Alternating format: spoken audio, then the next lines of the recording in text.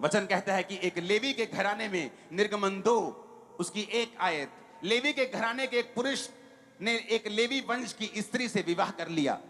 वो स्त्री गर्भवती हुई और उसके एक पुत्र उत्पन्न हुआ, और ये देखकर कि बालक सुंदर है उसे 3 महीने तक छुपा रखा।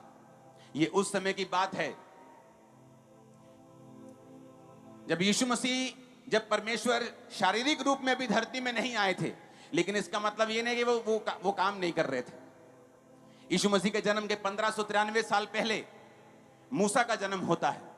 और किस समय मूसा का जन्म होता है? जिस समय इजरायली लोग दुखों में थे। फिरौन राजा ने उन पर कब्जा कर लिया था। बाइबल कहती है तरह तरह के कामों से, तरह तरह के ईंटें बनाने के काम से, गारे के काम से, मजदूरी के काम से उनको दुखी कर दिया था। लेकिन वचन कहता है जैसे जैसे वो उनको दुखी करता था वो और बढ़ते थे। जब वो और बढ़ने लगे तो राजा ने प्लान किया। उसने कहा ये इतने बढ़ जाएंगे कि हम पर कब्जा कर लेंगे, तो आओ एक प्लान करें, जितने लड़के इनके पैदा हों उनको मार देंगे, जितनी लड़कियां पैदा होंगी उनसे शादियां कर लेंगे, ताकि इस वंश को खत्म किया जा सके, इस पूरी कौम को खत्म किया जा सके। एक स्ट्रेसफुल टाइम था बहुत, क्योंकि ये बोलना बड़ा आसान है, क्योंकि जैसे ही लड़का पैदा होता था आर्मी उसे उठा के लेके जाती थी और उसे मार दिया जाता था। एक स्ट्रेसफुल टाइम था, एक ऐसा समय जो कोई भी प्रजा, कोई भी लोग, कोई भी माँ बाप अपने बच्चों की लाइफ में या अपनी लाइफ में देखना नहीं चाहेंगे। लेकिन बाइबल कहती है उन लोगों ने परमेश्वर की दुहाई दी। परमेश्वर जिसके बारे में मैं आपको बता चुका हूं, जो एक प्रेमी परमेश्वर है, जो छुटकारा देना चाहता है। जिस तरह चिड़िया अपने बच्चों के लिए जान तक दे देती है, उसी तरह परमेश्वर जो अपने बच्चों को इतना प्यार करता है उसके लिए कुछ भी कर सकता है। तो परमेश्वर ने उनकी प्रार्थना को सुना। वचन कहता है परमेश्वर ने इजराइलियों की प्रार्थना को सुन के मूसा को जन्म दिया। जब मूसा का जन्म हुआ तो वचन कहता है उस समय इतनी ज्यादा मुश्किलें में, इतनी ज्यादा प्रॉब्लम थी, इतनी ज्यादा दुख के पहाड़ उन पे इजराइलियों पर उतर आए थे कि राजा उनके सब बच्चों को मार रहा था। वचन कहता है 3री आयत में कि जब वो उससे छिपा ना सकी तो उसके लिए सरकंडों की एक टोकरी लेकर चिकनी मिट्टी की राल लगाकर उस बालक को नील नदी के किनारे वो छोड़ आई। बालक की बहन दूर देखती रही कि उसका क्या हाल होगा। फिरौन की बेटी नहाने के लिए जब नदी के किनारे आई तो उसकी सखियां नदी के किनारे किनारे टहलने लगी। तब उसने कांसों के बीच टोकरी को देखा और अपनी दासी को उसे ले आने के लिए भेजा। जब उसने खोल के देखा कि एक रोता हुआ बच्चा है, तब उसे तरस आया और उसने कहा यह तो किसी इब्री का बालक होगा। हालेलुया। वचन क्या कहता है कि उसकी मां ने जब देखा कि 3 महीने में इसे छुपा नहीं सकते अब, तो उसे नदी में एक टोकरी में उसे छोड़ दिया। और वहां पर राजा की जो फिरौन की जो बेटी थी वो नदी के किनारे नहा रही थी, जबकि फिरौन की जो बेटियां होती थी वो नदी के किनारे नहीं नहाती थी। नदी के किनारे आम लोग नहाते थे, तो जो राजकुमारियां होती थी उनके लिए महलों के अंदर बने होते थे पूल जहां वो नहाती थी। लेकिन ये परमेश्वर की मर्जी थी, क्योंकि वो प्रेम करने वाला परमेश्वर है। ये परमेश्वर की विल थी, ये परमेश्वर की इच्छा थी, क्योंकि वो अपने लोगों को छुटकारा देना चाहता था। और वो मूसा जो जन्म जिसने लिया था वो परमेश्वर का एक नबी था, और उसके जरिए से परमेश्वर ने उनको छुटकारा देना था। तो बाइबल कहती है परमेश्वर ने रानी उस राजकुमारी के दिल से बात की कि वो जाए और नदी में नहाए। जब परमेश्वर आपको छुटकारा देना चाहता है मेरे भाइयों, मेरी बहनों, वो बड़े बड़े योजनाएं आपके लिए करता है। ये मीटिंग मैं आपको बता सकता हूं, अगर मैं अपनी डायरी आपको दिखाऊं तो आपको 100 जगह के ऊपर मीटिंग्स मिलेंगी जहां लोग मीटिंग करना चाहते हैं, 100 जगह हैं। लेकिन जब मेरी टीम ने कहा आप कहां मीटिंग करना चाहते हो, मैंने कहा मैं बठिंडा में मीटिंग करना चाहता हूं। कहते वो तो लिस्ट में भी नहीं है। मैं कहा लिस्ट में नहीं है तो डालो लिस्ट में, क्योंकि जब परमेश्वर बात करता है तो मेरा ये विश्वास है, वो राजकुमारी के दिल से उसने बात की कि जा और नदी में जहां के नहा। तो बाइबल कहती है वो अपनी सखियों के संग नदी के किनारे नहाने के लिए चली, जबकि ये ऑर्डिनरी बात नहीं थी, आम बात नहीं थी, क्योंकि परमेश्वर जानते थे कि मूसा की मां से मैं बात करूंगा कि वो मूसा को नदी में बहाए। और उधर राजकुमारी के दिल से परमेश्वर ने बात की कि तू नदी में जाके नहाए। इस तरह से मेरे प्रियो परमेश्वर आपके छुटकारे की योजना को बनाता है। आपको लगता है कि आप यहां वैसे ही आ गए हैं, आज किसी ने आपको मीटिंग के बारे में बताया आप यहां पे आ गए हैं, ऐसा बिल्कुल भी नहीं है। परमेश्वर ने आपसे बात की है यहां आने के लिए, और परमेश्वर ही आपका छुटकारा करेगा आज। आज हेवन आपके लिए ओपन होगा और आपके परिवार के लिए ओपन होगा और एक बड़ा छुटकारा आपके जीवन में प्रवेश करेगा और आपके फाइनेंस में प्रवेश करेगा। वो परमेश्वर जो किसी धर्म या किसी जात से जुड़ा हुआ नहीं है, वो जो मेरा और आपका और सब जगत का परमेश्वर है, उसने आज योजना बनाई है आपको छुटकारा देने की, आपको बचाने की, आपको चंगा करने की, आपको आजाद करने की। हजारों परिवार आज यहां होंगे जो नशों से छुड़ाए जाएंगे। आमीन। ऊंचा दे बरकत तुम्हारी होगी चर्च। हालेलुया। वचन क्या कहता है? वचन कहता है कि उसकी जो छोटी बेटी उस टोकरी का पीछा कर रही थी, तो उसने देख लिया, रानी ने वो बच्चा उठा लिया। वो रानी के पास चलेगी, बच्चा रो रहा था, रानी से चुप नहीं हो रहा था, उसके बहुत कुछ हिलाया डुलाया, चुप नहीं हो रहा था। छोटी बेटी ने कहा, कहती तू चाहती है कि मैं कोई दूध पिलाने के लिए इसके लिए धाई ले आऊं? कहती हाँ ले आ। तो उसने मूसा की माँ को ही वो बच्चा वापिस कर दिया। और वचन कहता है कि एक तो मूसा की माँ ने अपना ही बच्चा पाला और परमेश्वर ने उसे उसके लिए मजदूरी भी दी। और वचन कहता है 11 आयत में, जब मूसा जवान हुआ तो बाहर जाकर अपने भाई बंधुओं के पास उनके दुखों की ओर दृष्टि करने लगा। मूसा को यह मालूम था कि वो एक इब्री है, वो मिस्री नहीं है। मूसा को अंदर से मालूम था कि वो ये नहीं देख सकता जो उसके आंखों के सामने हो रहा है। उसने देखा कि मिस्री जन उसके एक इब्री भाई को मार रहा है। उसने इधर उधर देखा, मूसा ने कि कोई नहीं है, और मिस्री को मार डाला और रेत में छुपा दिया। दूसरे दिन जब बाहर जाकर उसने देखा कि 2 इब्री पुरुष आपस में फिर मारपीट कर रहे हैं। उसने अपराधी से कहा, तू अपने भाई को क्यों मारता है? उसने कहा, किसने तुम हम लोगों पर हाकिम और न्याय ठहराया है? मूसा, जिस तरह तूने कल मिस्री को मार दिया था, क्या तू हमें भी मारना चाहता है? मूसा ये सोचकर डर गया कि ये बात खुल गई है। और जब फिरौन ने ये बात सुनी कि मूसा ने उसके एक आदमी को मार दिया है, तो मूसा को घात करने की युक्ति की। तब मूसा फिरौन के सामने से भागा और मिधान देश में जाकर रहने लगा और वहां वह एक कुएं के पास जाकर बैठ गया। वचन कहता है कि जब मूसा जवान हुआ, बाहर निकला, क्योंकि वो एक राजकुमार था, लेकिन उसके अंदर मालूम था कि वो एक आम व्यक्ति नहीं है। उसकी कॉलिंग उसको बताती थी उसके अंदर से कि जब वो इब्रियों को मार खाता हुआ देखता था, मिस्री उसको मारते थे, तो वो भी एक मिस्री की तरह था, मिस्री राजकुमार था। लेकिन वचन कहता है वो उनको देखकर दुखी होता था। लेकिन मूसा को एक बात समझ आनी चाहिए थी कि अगर आपको छुटकारा चाहिए तो आप शरीर के द्वारा छुटकारा नहीं ले सकते, आपको आत्मिक होना पड़ता है। तो मूसा उस समय इब्रियों को छुटकारा अपनी पावर से देना चाहता था कि मैं राजकुमार हूं तो मैं अपनी पावर यूज करूंगा। लेकिन वचन कहता है उन इब्रियों ने उसको कहा कि किसने तुझे हम पर हाकिम ठहराया है, और उसे रिजेक्ट कर दिया। मूसा को मालूम हो गया कि यह बात खुल गई है कि कत्ल मैंने किया है, तो वहां से वो भागा, मिधान देश में परदेशी होकर रहने लगा। वहां पे एक याजक की भेड़ बकरियों को चराने लगा और उसकी लड़की से शादी करके वहीं सेटल हो गया। 40 साल वो उनकी भेड़ बकरियों को चराता रहा। 40 साल बाद परमेश्वर ने दर्शन दिया और कहा, मूसा, जिस काम के लिए अब तू पैदा हुआ है उस काम के लिए तैयार हो जा, क्योंकि मैं तुझे इजराइलियों को छुड़ाने के लिए भेजने वाला हूं। और वचन कहता है मूसा फिर गया और इजराइलियों को छुड़ाया। न्यायों 6 उसकी 1 आयत में लिखा है, तब इजराइलियों ने यहोवा की दृष्टि में बुरा किया, इसलिए यहोवा ने उन्हें मिधानियों के वश में 7 वर्ष तक रखा। और मिधानी इजराइलियों पर प्रबल हो गए, और मिधानियों के डर के मारे इजराइलियों ने पहाड़ों के गहरे खड्डों, गुफाओं और किलों पर अपने निवास बना लिए। जब जब इजरायली बीज बोते, मिधानी, अमालेकी और पूर्वी लोग उन पर चढ़ाई करके अज्जा तक छावनी डालकर भूमि की उपज नष्ट कर डालते, और इजराइलियों के लिए ना भोजन वस्तु, ना भेड़ बकरी, ना गाय बैल और ना गधा छोड़ते थे। और 5-6 आयत बढ़ेंगे। मिधानियों के कारण इजरायली बड़ी दुर्दशा में पड़ गए, तब इजराइलियों ने यहोवा की दुहाई दी। यहां पर भी सेम वचन लिखा है। ये जो घटना मैं आपसे बात कर रहा हूं, ये यीशु मसीह के जन्म से 1100 कुछ साल पहले की है।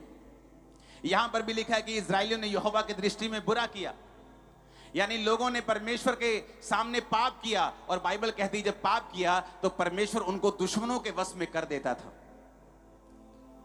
आज हमारे दुश्मन कोई शारीरिक लोग नहीं है, किसी धर्म के, किसी समाज के, कोई पॉलिटिकल पार्टी क्रिश्चियन लोगों की दुश्मन नहीं है। वचन कहता है कि जब उन्होंने यहोवा की दृष्टि में बुरा किया तो परमेश्वर ने उन्हें एनिमी के, दुश्मन के वश में कर दिया। वचन कहता है कि आज तुम्हारी लड़ाई मांस और लहू से नहीं बल्कि शैतान से, अंधकार की शक्तियों से है। आज कौन लोग बाइबल कहती वो उनके उपज को नष्ट कर डालते थे, उनके बिजनेस को खत्म कर देते थे, उनके सीड को खत्म कर देते थे, बीज को खत्म कर देते थे। जब बीज ही खत्म हो गया तो फसल कहां से आएगी? अगर यंग जनरेशन ही नशों में खत्म हो गई तो अगली जनरेशन कहां से आएगी? अगर वो नशे कर करके खत्म हो गए तो अगले दौर में वो कैसे जा पाएंगे? क्योंकि शैतान बीज के ऊपर अटैक करता है और शैतान उन्हीं पे अटैक करता है जो परमेश्वर से दूर हैं। वचन कहता है कि इस्राएलियों ने यहोवा की दृष्टि में बुरा किया और परमेश्वर ने उन्हें शैतान के वश में कर दिया। मिधानियों को शैतान की तरह ले लो, क्योंकि अब हमारा युद्ध किसी इंसान से नहीं है। आज जब एक व्यक्ति प्रभु से दूर होता है, आज जब एक व्यक्ति परमेश्वर को देख नहीं पाता, क्योंकि धर्म का चश्मा लगा लेता है, जात का चश्मा लगा लेता है, उसे फिर परमेश्वर दिख नहीं सकता। अगर परमेश्वर को देखना है तो अपने आप को संसार से दूर करके, अपनी आत्मिक आंखों को खोल के हमें परमेश्वर को देखना पड़ेगा कि परमेश्वर किसी धर्म या जात का नहीं, परमेश्वर मेरा परमेश्वर है जिसने मुझे पैदा किया और वो मुझे छुटकारे में देखना चाहता है।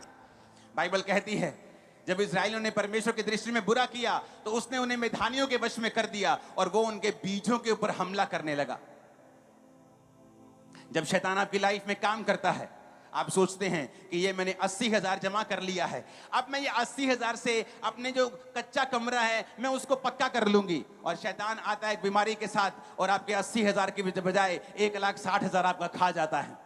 आप सोचते हैं ओ मैंने अपने बच्चे के लिए सारा कुछ दे दिया है, मैंने बड़ी मजदूरी की है, मैंने बड़ा काम किया है, मैंने घरों का काम करके, मैंने खेती करके, कैसे भी करके अपने बच्चों को बड़ा किया है, और शैतान आता है और उन्हीं बच्चों को नशे की लत लगा देता है, क्योंकि शैतान हमेशा बीज के ऊपर हमला करता है।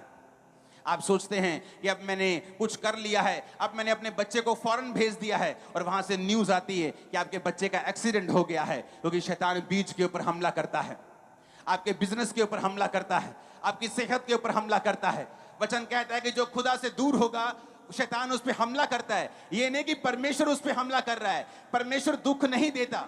आप अपने बच्चों को दुख नहीं देते हैं, आपके बच्चे आपसे दूर भी हो जाए तो आपको दुख नहीं देते, लेकिन आप अपने बच्चों की सुरक्षा नहीं कर पाते जब बच्चे आपसे दूर होते हैं। जब आप परमेश्वर से दूर हो जाते हैं, जब आप दुनिया के पाप में चले जाते हैं, व्यभिचार में चले जाते हैं, चोरियां करने लगते हैं, कुंडियां डालने लगते हैं, अलग अलग प्रकार के आप गलत काम करने लगते हैं, तो बाइबल में लिखा है आप परमेश्वर की दृष्टि में आप पापी बन जाते हैं। जब आप पापी हो जाते हैं तो शैतान के पास अधिकार होता है कि वो आपके बीजों के ऊपर हमला कर सके और आपके ऊपर अटैक कर सके। लोग बोलते हैं अगर परमेश्वर जिंदा है तो हॉस्पिटलों में लोग मर क्यों रहे हैं? अगर परमेश्वर जिंदा है तो इसका इकलौता बेटा कैसे मर गया? इसके ये भी 3 महीने पहले शादी हुई थी, ये कैसे मर गया? परमेश्वर ने उसे नहीं मारा, शैतान ने उसे मारा है। जब हम प्रभु से दूर होंगे तो परमेश्वर की सुरक्षा फिर हमारे जीवन में काम नहीं करती। जो परम प्रधान के छाए हुए स्थान में बैठा रहेगा वो सर्वशक्तिमान की छाया में ठिकाना पाएगा, लेकिन वही ठिकाना पाएगा जो उसके छाए हुए स्थान में बैठा होगा। अगर हम परमेश्वर से दूर हैं तो शैतान हमारे बीजों के ऊपर हमला करता है।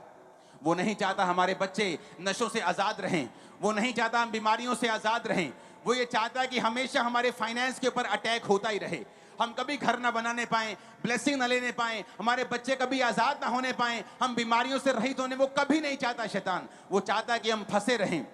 और बाइबल कहती है परमेश्वर जो प्रेमी परमेश्वर है, जो पिता है, जो आपकी तरह, जो जब एक पिता अपने बच्चे के लिए जान तक देने के लिए आ जाता है, वो परमेश्वर आपके छुटकारे का इंतजाम करता रहता है और वो आपको छुटकारा देना चाहता है। वो आपके बीजों को नष्ट होने से बचाना चाहता है, जिस तरह गिदोन को उसने चुना। पुराने समय में उसने मूसा को चुना। मूसा पूरी इजरायली कौम को, 20 लाख के करीब लोग थे, पूरी इजरायली कौम को चमत्कारों के द्वारा उन्हें वापस ले आया। परमेश्वर ने गिदोन को चुना। वचन कहता है कि जब परमेश्वर ने गिदोन को चुना तब भी इजरायली दुखी थे, क्योंकि वो परमेश्वर से दूर हो चुके थे। परमेश्वर से दूर थे तो शैतान ने बीजों पे हमला किया और इजरायलियों ने फिर परमेश्वर की दुहाई दी। जब इजरायली परमेश्वर की दुहाई देने लगे कि पिता हमें बचा, हमने पाप किया है, आगे से पाप नहीं करेंगे, आगे से कोई गुनाह नहीं करेंगे, बाइबल कहती परमेश्वर ने गिदोन से बात की। परमेश्वर ने कहा गिदोन 8 आयत में लिखा, यहोवा ने इस्राएलियों के पास एक नबी भेजा जिसने कहा, इस्राएल का परमेश्वर यहोवा यूं कहता है कि मैं तुमको मिस्र से ले आया और दास्तव के घर से निकाल ले आया। मैंने तुमको मिस्रियों के हाथ से, जितने तुम पर अंधेर करते थे, सबों के हाथ से छुड़ाया कि उनको तुम्हारे सामने से बरबस निकाल कर उनका देश तुम्हें दे दिया। मैंने तुमसे कहा, मैं तुम्हारा परमेश्वर यहोवा हूं। एमोरी लोग जिनके देश में तुम रहते हो, उनके देवताओं का भय ना मानना, परंतु तुमने मेरा कहा नहीं माना। यहोवा का दूत बांज वृक्ष के नीचे बैठ गया, जो ओपरा में अबीएजेर अबीएजरी योआश का था, और उसका पुत्र गिदोन एक दाखरस के कुंड में गेहूं इसलिए झाड़ रहा था कि उसे मिधानियों से छुपा रखे। यहोवा ने के दूत ने दर्शन देकर कहा गिदोन से, हे शूरवीर सूरमा, यहोवा तेरे संग है।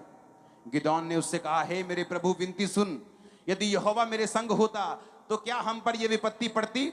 जितने आश्चर्य कर्मों का वर्णन हमारे पुरखा कहकर करते थे कि यहोवा हमें मिस्र से छुड़ा नहीं लाया, वो कहां रहे? अब तो यहोवा ने हमको त्याग दिया है और मिधानियों के हाथ में कर दिया है। तब यहोवा ने उस पर दृष्टि करके कहा, अपनी इसी शक्ति पे जा, तू इस्राएलियों को मिधानियों के हाथ से छुड़ाएगा। क्या मैंने तुझे नहीं भेजा? ऊंची आवाज से बोलो हालेलुया, ऊंची आवाज से बोलो हालेलुया। तो वचन कहता है कि उस दूत के सामने गिदोन ने भेंट को रखा,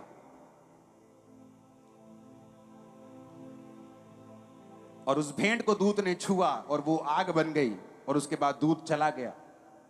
22 आयत में लिखा, गिदोन ने जान लिया कि वह यहोवा का दूत था। तब गिदोन कहने लगा, हाय प्रभु यहोवा, मैंने तुमको यहोवा के दूत को साक्षात देख लिया है। यहोवा ने उससे कहा, तुझे शांति मिले, मत डर, तू ना मरेगा। तब गिदोन ने वहां यहोवा की एक वेदी बनाकर उसका नाम यहोवा शालोम रखा। वे आज के दिन तक अबीएजरियों के ओपरा में बनी हैं। ऊंची आवाज में बोलो हालेलुया। वचन कहता है कि इस्राएल ने जब परमेश्वर की दुहाई दी, परमेश्वर ने फिर एक व्यक्ति को भेजा, उसका नाम गिदोन था। जब परमेश्वर ने कहा, गिदोन, हे शूरवीर सूरमा, यहोवा तेरे संग है कि तू जाकर अब इस्राएलियों को मिधानियों के हाथ से छुड़ाएगा। और उसने पता क्या कहा? उसने कहा, मेरा कुल मेरे सब परिवार में सबसे कंगाल है। कहता मैं सबसे छोटा हूं।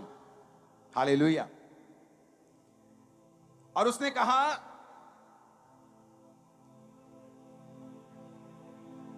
कि मैं छोटा तो हूं, कि मेरा परिवार, कहता सब मेरे कुलों में से सबसे छोटा है। मतलब साडा परिवार जड़ा सारे रिश्तेदारां चों सब तो गरीब है कहता। और कहता मैं अपने परिवार में सबसे छोटा हूं। कहता मैं ऐसे कैसे कर सकता हूं? वचन कहता है, आपको लगता है कि मैं गरीब हूं, मैं कमजोर हूं, क्या परमेश्वर मेरी आवाज को सुनेंगे? मेरे पास कोई पैसा नहीं है, क्या मेरी आवाज सुनी जाएगी? आप जहां भी जिस कोने में बैठे हों, वचन ये बात कहता है। वचन कहता है कि मैंने जगत के निर्बलों को चुन लिया, मैंने जगत के तुच्छों को चुन लिया, जिनको लोगों ने रिजेक्ट कर दिया, जात पात के नाम के ऊपर, गरीबी के नाम के ऊपर, रंग के नाम के ऊपर, कद के नाम के ऊपर। उसने कहा जो तुच्छ हैं मैंने उन्हें चुन लिया और उन्हें इतना बड़ा किया कि जो अपने आप को कुछ समझते हैं उन्हें शर्मिंदा करने के लिए। परमेश्वर ने कहा, क्या तुम नहीं जानते परमेश्वर ने जगत के निर्बलों को, तुच्छों को, बीमारों को, गरीबों को चुन लिया? उसने आपको चुन लिया। आज आप छुटकारा देंगे भी अपने घराने में, और आज लेकर भी खुदा से जाएंगे यीशु मसीह के नाम में। हालेलुया।